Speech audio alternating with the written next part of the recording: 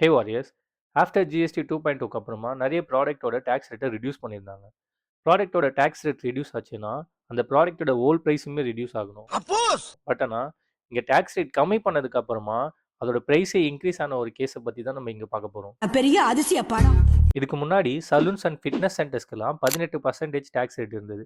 But ஆனா இப்போ 5% தான். இங்க என்ன ட்விஸ்ட் அப்படின்னா, 5% மாத்துனதுக்கு அப்புறமா நிறைய corporate salons and corporate Cheems எல்லாமே அவங்களோட ரேட்டை இன்க்ரீஸ் பண்ணிட்டாங்க. அப்படியா என்ன ரொம்படியா வாரம் அமைச்சரே வாரம். இதுக்கான காரணம் என்ன அப்படின்னா, இதுக்கு முன்னாடி 18% டேக்ஸ் இருக்கும்போது அவங்களுக்கு ஐடிசி இருந்தது.